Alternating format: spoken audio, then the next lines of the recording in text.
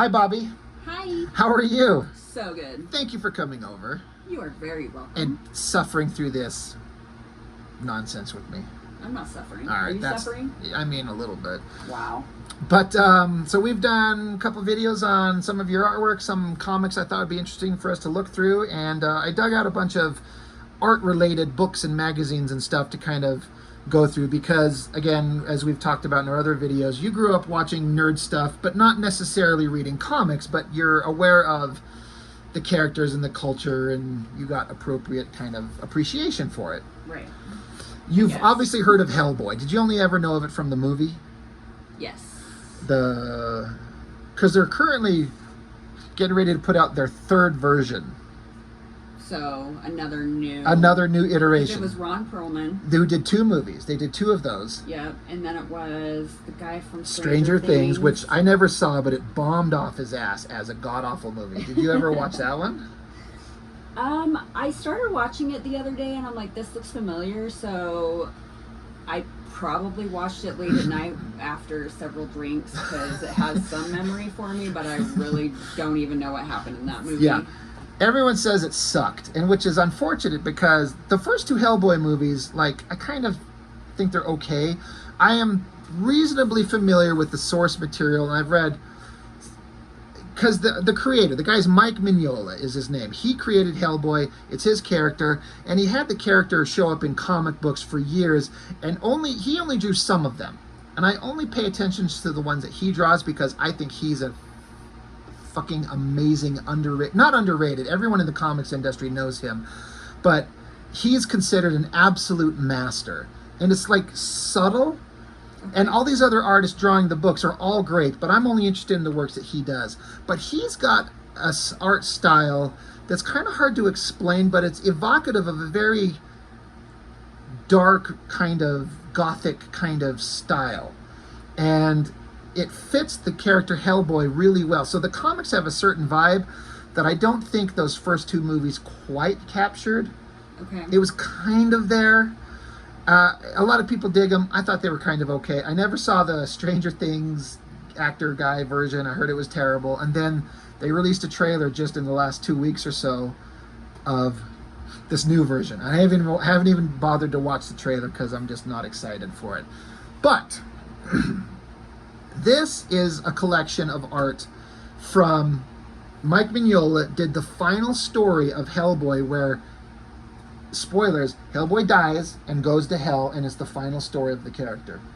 Okay. And this is not all of those books. It was like 8 or 9 or 10 issues, and this is like 4 or 5 of them.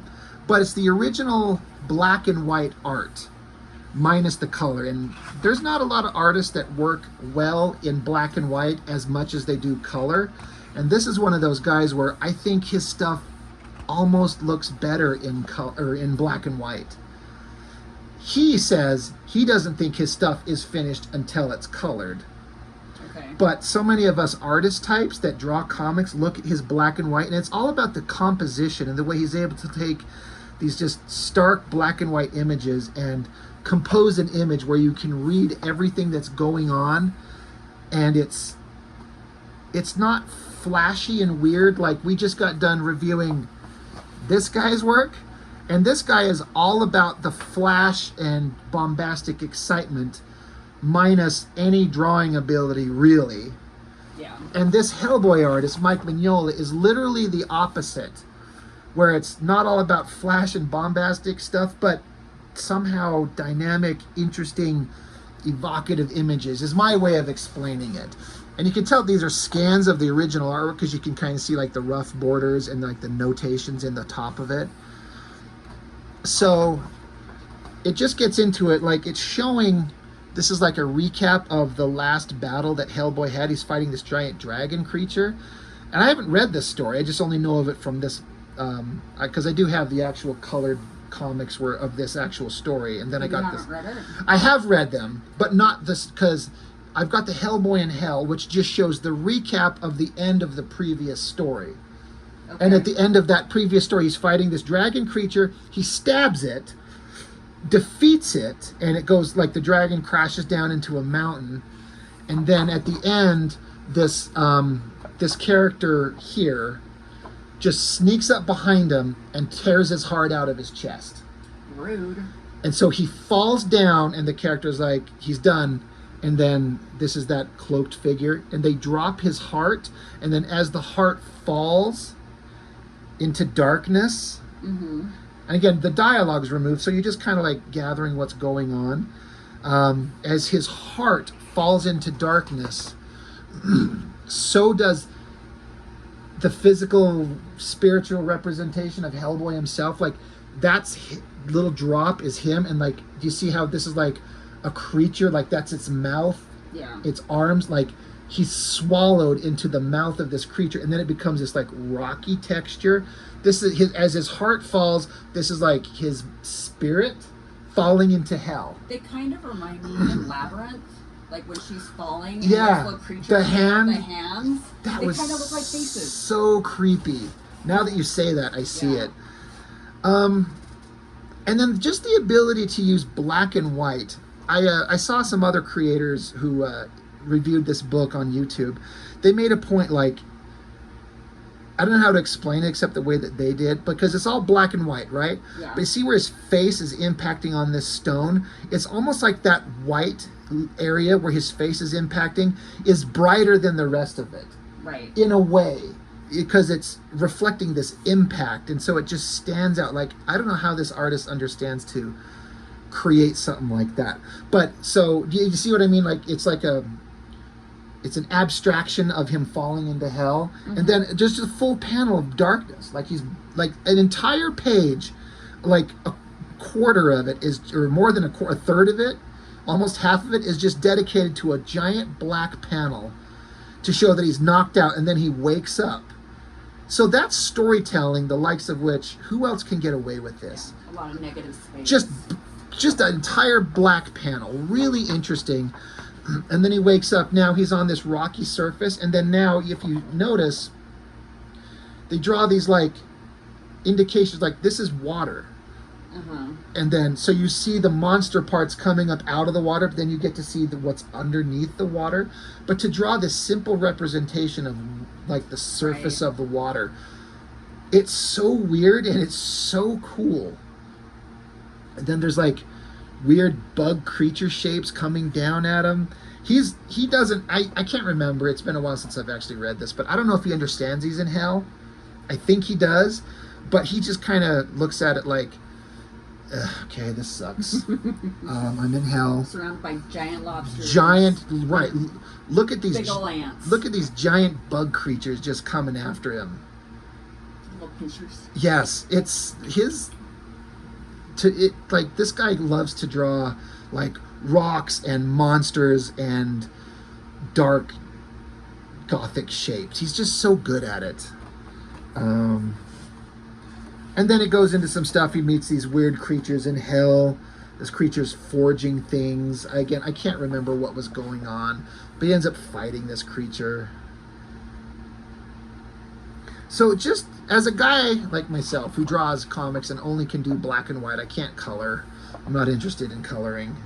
To see this guy and the way he composes these images with like these black shapes around it to frame it. You got HellBoy here, this monster guy he's fighting there. Yeah, I like all of his. He's very into composition. Yes, his composition is like, that's the thing that most people talk about when they see his work, is like his ability to frame things in a page. And then look at these buildings, like not one straight edge anywhere. I don't know if he straight edges the buildings into perspective and then you come back and just freehand it. The intention is to make it not look perfectly straight, and it gives it this life in this architecture that he does that no one else can pull it off quite this way. If anyone else is doing this, it feels like you're just trying to rip off this Mike Mignola guy, but a worse version of it. Somehow this guy has just mastered this stuff. Let's see, I'm trying to find some of the, let's keep flipping, because it's quite the thick book here. So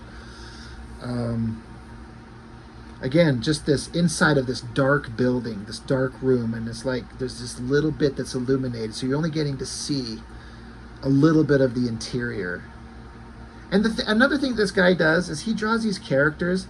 Almost nobody has like, he doesn't draw the eyes in anybody.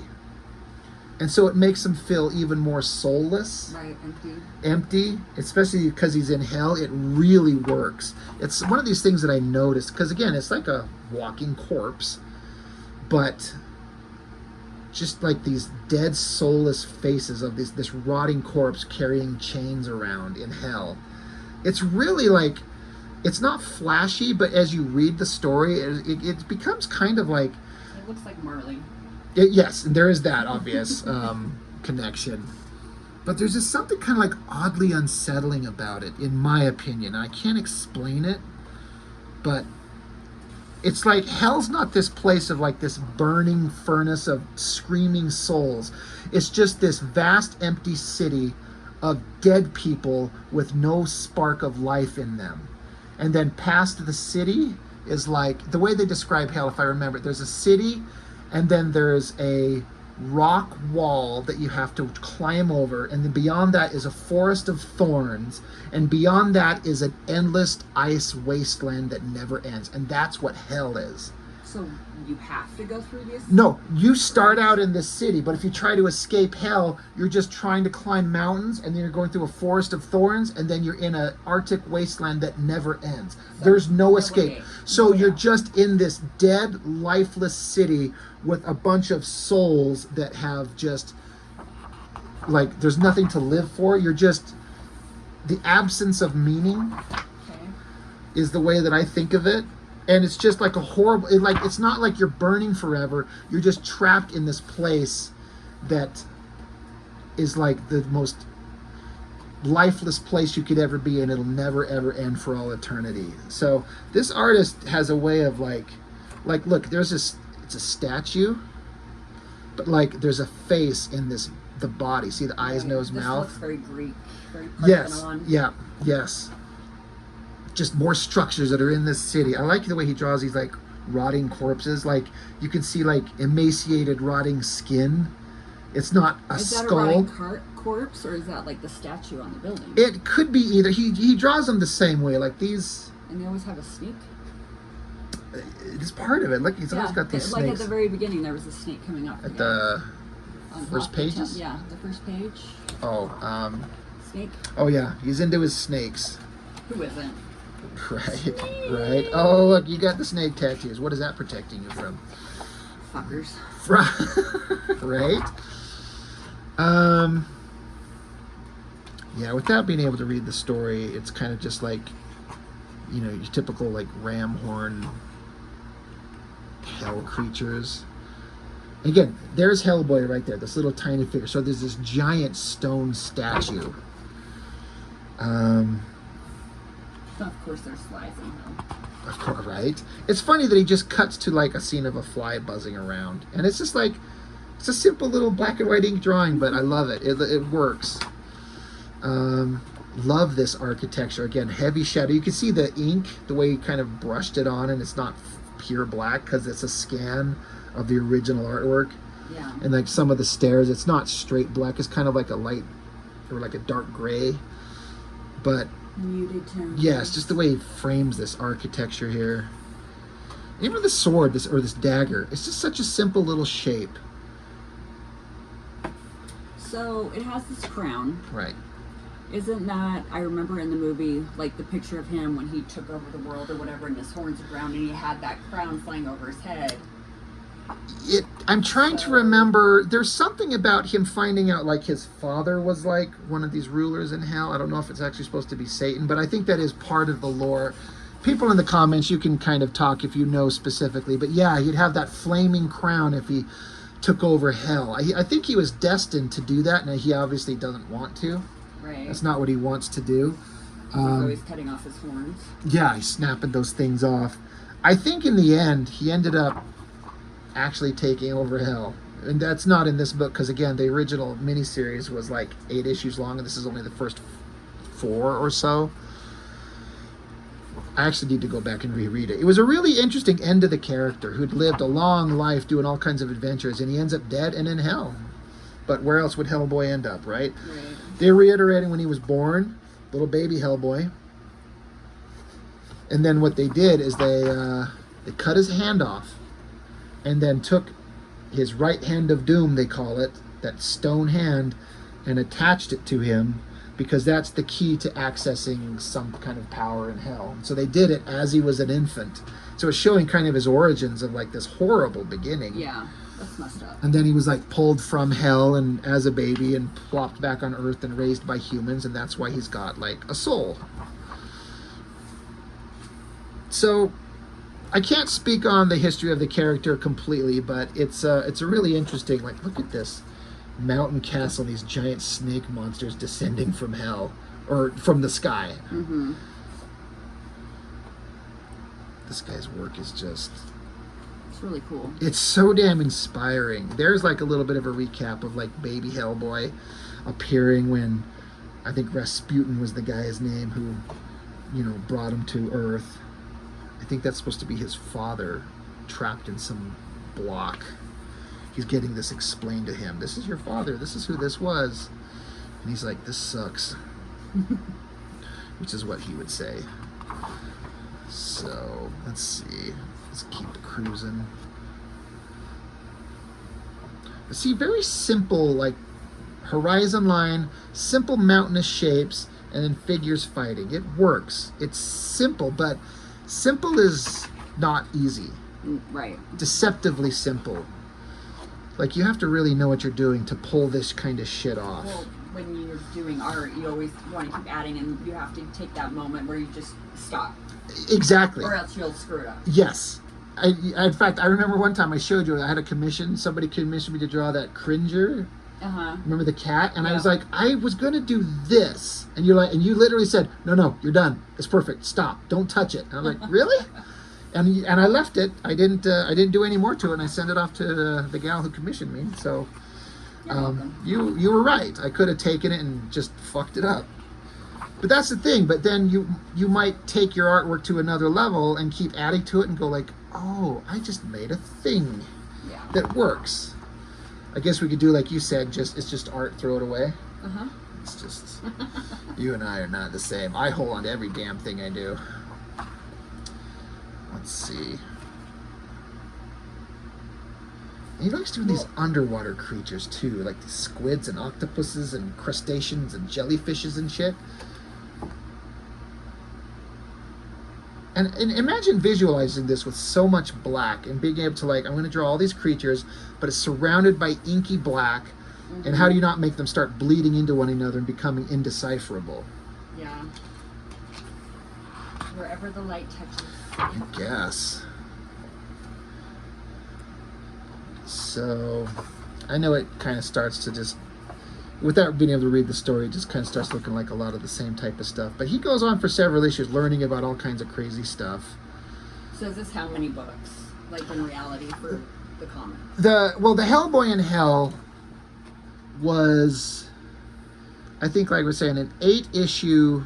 So this artisan edition has the first 5 issues. Okay. But the original HellBoy in Hell was like 8 total. Okay. To read, and I do have them. But I guess it maybe was just too much because this is obviously a very thick book. Right. So they're like, well, we can only put in so much, so the books are probably as thick as yours. Well, I mean, each one was released as like a regular floppy comic like this. You know, roughly the same size, but there was 8 of them. So all together. This is a lot for 5. Well, but this is it's oversized, and it has some other stuff that's not HellBoy in Hell in the back. Some other stuff, some earlier appearances of the character. So it's a collection of stuff. Like that face of this rotting corpse creature, it just looks so lifeless and dead. Somehow. It's stupid. What? It looks kind of stupid. But lifeless and dead, that's what stupid people are. But again, I just love his architecture. Mm-hmm. Like, look at this, like, old-timey, old-world city, like, landscape shot. Heavy shadows up front. Like, there's stuff in these shadows, but you can't see it. He's just out here wandering around. It's like it frames him to be, like, focused right in the middle, but then gives it an environment that he lives in. I love that shot. I mean, architecture and doing buildings in perspective is not easy. No. But he makes it look, again, deceptively simple. Yeah. So, and then look at that. I just love this city shot. Again, that's just a city in hell. It's like there's fires and smoke in the background. And it's just this. It again reminds me of Labyrinth, the Goblin City. Yeah. Yeah. I haven't watched that movie in a long time. Oh, it's one of my favorites when I was a kid. Let's see. More of that architecture. More dragons and creatures and. So again, here's a guy roaming the city, but no eyes, just like lifeless in his eyes. I like these skeletons here. Because they're walking, talking skeletons. They're like, we've been trapped here forever. Yeah, you're stuck. He's like, well, how do I get out of hell? And he's like, you don't. There's no escaping this. This is what eternity is for us.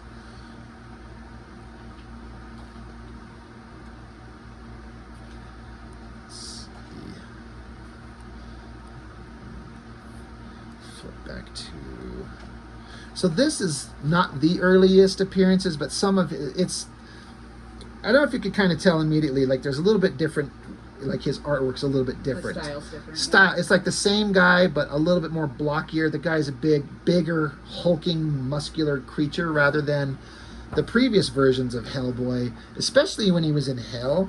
He kind of got emaciated, like almost no shoulders. So that's what he looked like in the end of his life, but this is how he drew him at the beginning. This big, giant, muscular guy fighting a giant dog monster. I don't know what that's all about, but Beethoven. Right?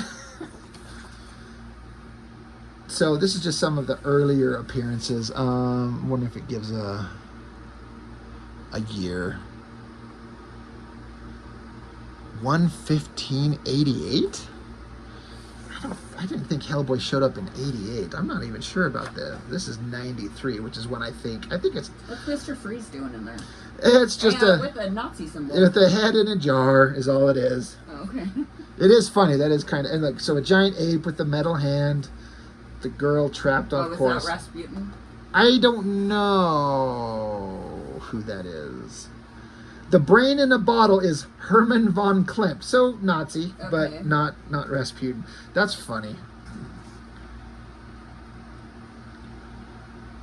But yeah, his art style, a little different but the same. Look at this big double page spread. That's awesome. HellBoy leaping off to fight lizard creature thing. What are these things coming off his back? Oh, it's just like scorpion. It's like a little tendril claw. Yeah, it's just more of these things, just a big one. But what an interesting design. Eel. Yeah. Just a creepy monster. And then like its mouth's got all these like pointy teeth. Like, the guy's like, I'm going to craft stories where I only have to draw the shit that I really love to do. I wonder if he based it on a real cryptid or if it's his own cryptid. I wouldn't be surprised Not that if cryptids are real. But maybe he saw something and just made his own. The corpse. This is a famous story he did.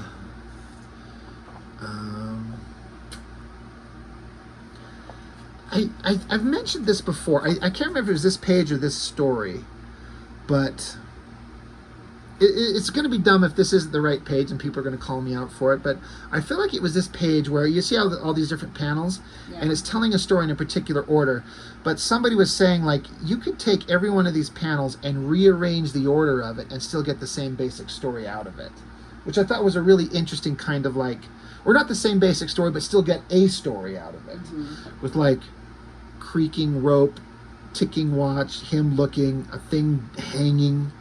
The hanging body points him in a direction. This may not be that story, but I remember reading that about somebody was saying about this, a story that this guy did. Like, you could just rearrange the panels and you still get a story out of it. That's how good he is. But, so is he the writer and... Yes, writer and artist. Okay. There are some HellBoy stories where I think he probably gave creative direction but lets other people write it. But this is his character. He owns it 100% and he has final say on everything because it is copyright to Mike Mignola. It is him, not Dark Horse Comics or Marvel or DC or anything like that. So He retained his own rights to the character. So I even try to like mimic doing his like organic backgrounds kind of similar to him. Like look at these little bright indications of like the leaves on the tree. I don't know how you do it outside of just inking around it and just kind of finding the negative shapes on it. Yeah. I don't know. He's really good. So, you know what? I mean, what a beautifully drawn stair banister and railing. Like, it's all in perfect perspective. It's kind of silly, but it's so well drawn. That is not an easy thing. Light and the stained glass. But, like, all the details there. Yeah. Like, you can totally see all this elaborate chandelier work. The stairs, how they're, like, they come down in perspective because you get to see more of the flat surface as it goes up out of your view, and then the banister coming down, the little chair. It's just, this guy can draw so good. He's what in the comics industry they call an artist's artist. All the people drawing comics think he's incredible, but he never attained mass success like this guy. This guy is the artist. Issue 1 of X-Force is the second highest selling American comic book ever, with 5 million copies. He's never sold anything in a single issue that even approaches that. But he still makes tons of money off his work. Starving artist, man. He's not even starving. He's very well off, but he never made sales at that level. And it's kind of like, this guy is a trillion times better, but kids love what kids love. And this is more for stuff that like grown-ups and people who understand art appreciate. So we're right towards the end of this. Look at this creepy rotting face. That's so damn good. Like flowers around its head, long hair.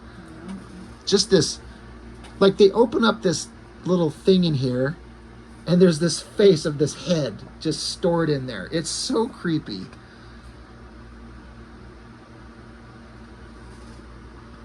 I'm trying to figure out what I'm looking at in panel 1 there. Mountains? Crevice? Like mountains here. I'm almost like, is this a mountain? A valley? Is this a moon up in the sky? Well, down here.